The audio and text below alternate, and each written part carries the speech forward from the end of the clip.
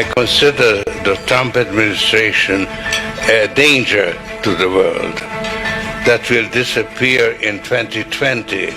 What if I told you that Bill Gates, Greta Thunberg, Al Gore, George Soros, Prince Charles, and Cardinal Turkson were meeting in the mountains to plot a global new order to be established on the back of the COVID pandemic? An outrageous movie plot? Or is it absolutely true? Donald Trump and the Davos connection, tonight from the editor's desk.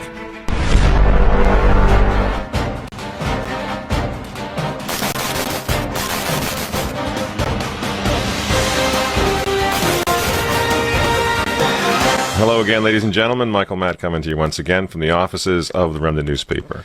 Let's talk about Davos, Switzerland. Here's where the leaders of the world are admitting exactly what I'm saying, that this is a Trojan horse. Now in Davos, they call it the Great Reset, and it's scheduled now to kick off in January 2021. And if you want to know what's really going on here, look to Davos. Now is the historical moment, the time, not only to fight severe virus, but to shape the system. We have a unique but rapidly shrinking window of opportunity to learn lessons and reset ourselves on a more sustainable path. What is it that would make it so that history would look at this crisis as the great opportunity for reset? The Great Reset is a welcome recognition that this human tragedy must be a wake-up call. The world's problems fit on three sides of a triangle. It's one versus many, man versus nature, and the unfortunate foundation is long-term versus short-term. Any recovery stimulus should have green conditions attached to it. We have to change our economy dramatically in the next 20 or 30 years, and the next 10 years is absolutely decisive. The recovery has to be greener than any of the previous recoveries. And then we need to couple that with new initiatives to equip more people with the digital skills they'll need. We have to live up to the expectations which we have created, and we will do so. On June 2nd, 2020, just a couple months ago, the founder now of the World Economic Forum in Davos, Klaus Schwab, wrote an article on their website in which he just comes right out with it. He says that COVID pandemic represents a, quote, rare but narrow window of opportunity to reflect, reimagine, and reset our world, end quote. Those aren't my words. Those are his words.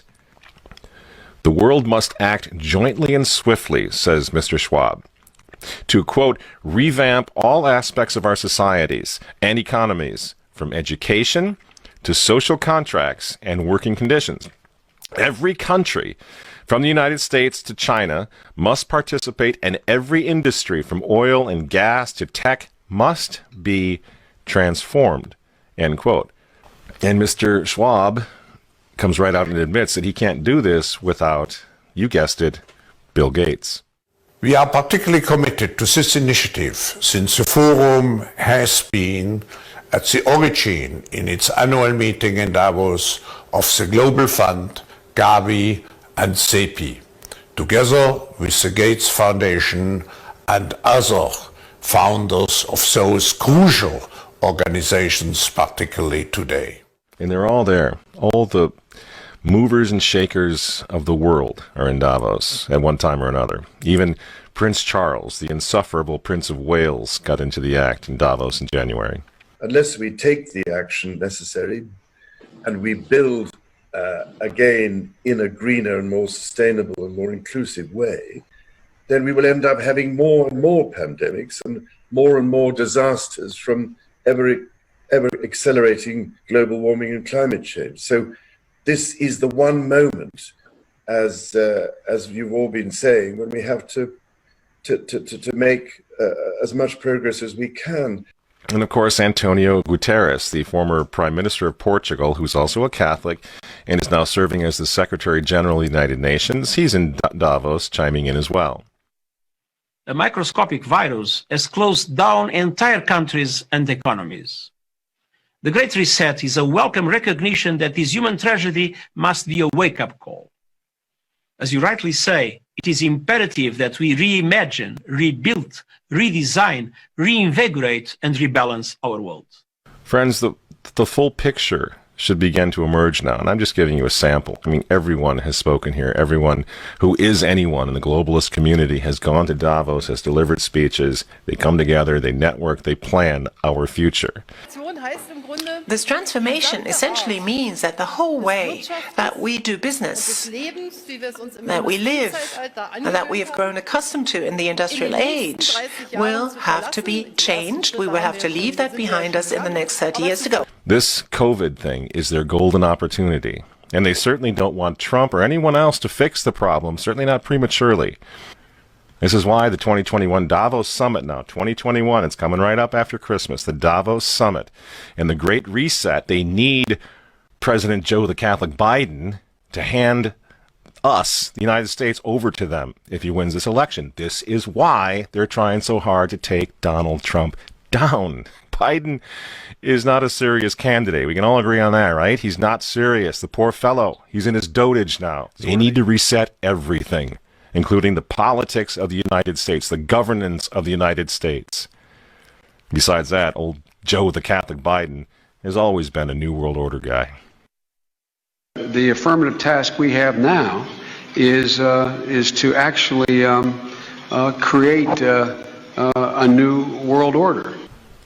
And of course, friends, we hear a lot about the Green New Deal and all of that, right? We hear Francis with his Laudato Si encyclical and all of that. They're all working together, aren't they?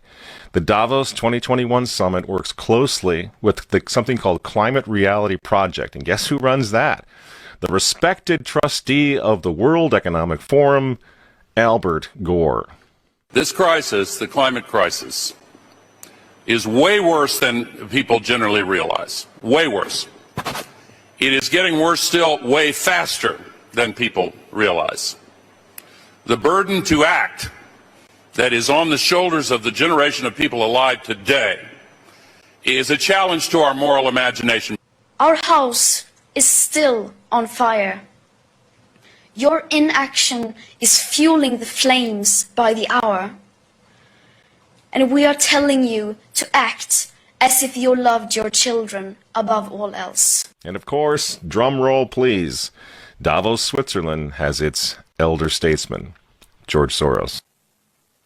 George Soros's dinner at Davos is a bit of an institution at this event. He usually comes out with strong criticism of something that he feels is troubling for the state of the world. He didn't hold back either when talking about the US president, saying that he was describing him as a con man and ultimate narcissist. Even the fate of the world could be at stake in 2020 and the years to come as well, perhaps referencing there the upcoming, of course, election in the United States too.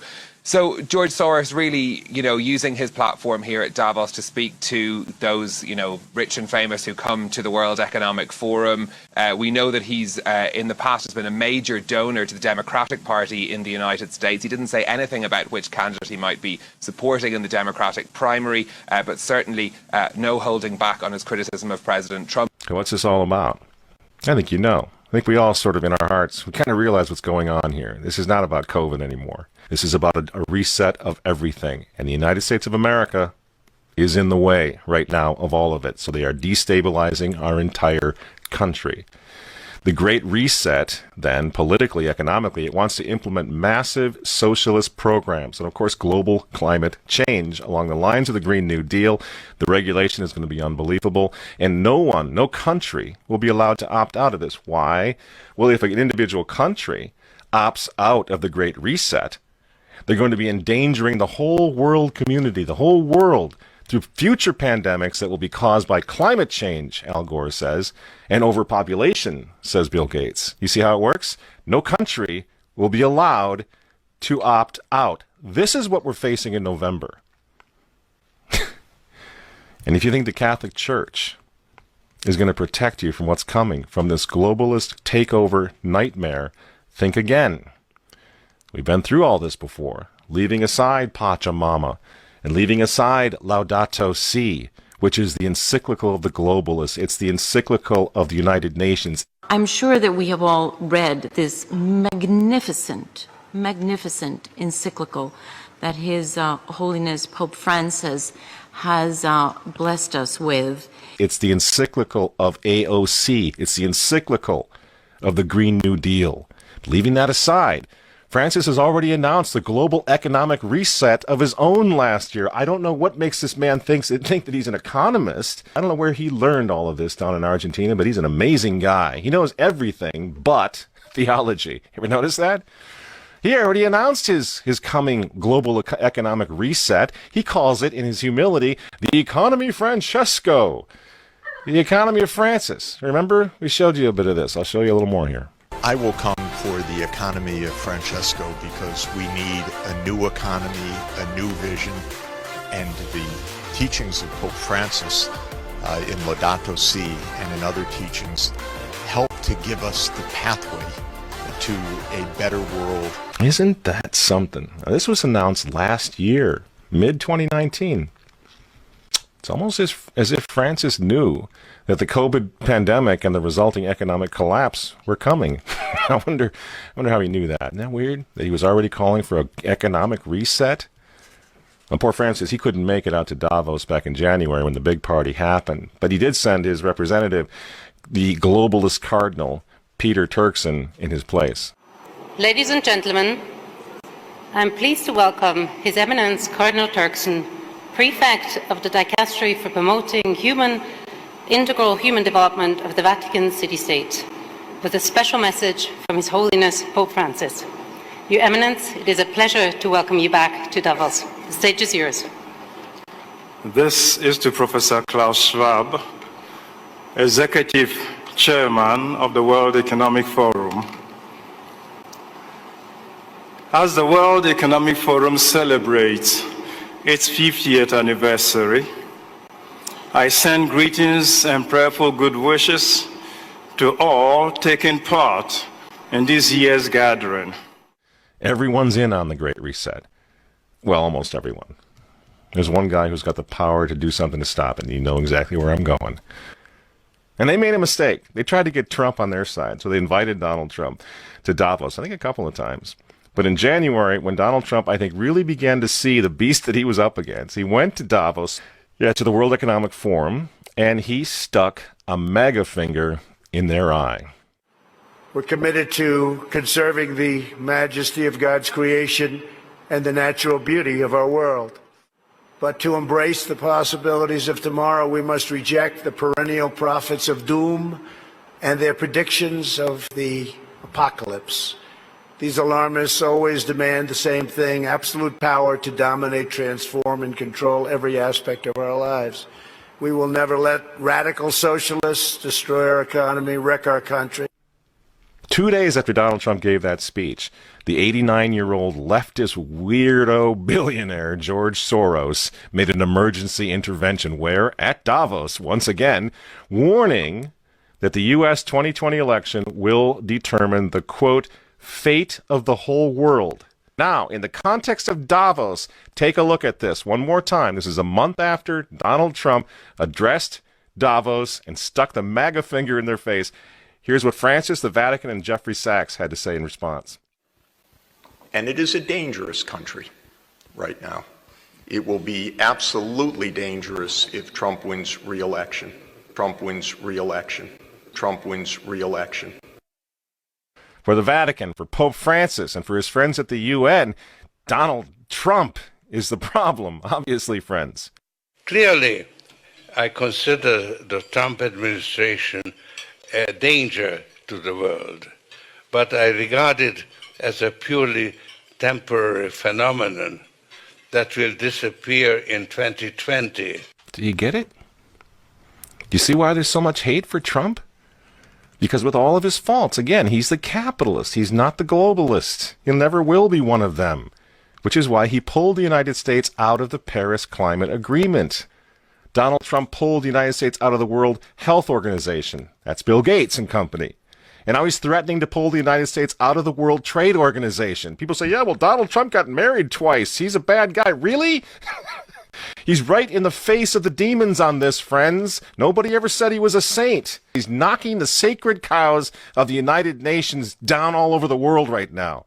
And you remember, speaking of the United Nations, in November of 2019, again, right before COVID landed, Trump went to the UN on the floor of the General Assembly, and he declared war on globalism. Wise leaders always put the good of their own people and their own country first. The future does not belong to globalists. The future belongs to patriots. And shortly after the speech at the UN, Donald Trump delivered, what do you think happened? The coronavirus was unleashed on the world, and Trump's booming U.S. economy went on life support. Do you think that was an accident? That's what the reset was on. That's what the Russia hoax was all about. That's what the impeachment hoax was all about. Don't you see? For 4 years, they've been trying to stop this man, because if he strengthens America, if he makes it great again, if he brings the economy back again, the reset won't happen. The New World Order is going to be set way back. Who knows when they're going to have another COVID opportunity like this one again, and they know it. So ask yourselves why they hate this man. These folks, these men, they hate God. They hate the unborn. They hate the traditional family. They hate you. And they hate Donald Trump, whose political opponents, by the way, right now are knocking statues of saints to the ground. They're beating up cops, and they're burning flags. You say you don't like Trump. I'm sorry, friends, but who cares? That doesn't really matter anymore. But you think of Trump's personality or his tweets. Look at the big picture. The choice is simple, friends. Stand with America right now, or fall with the New World Order in the not-so-distant future. There's no other choice. I'm Michael Matt for Remnant TV.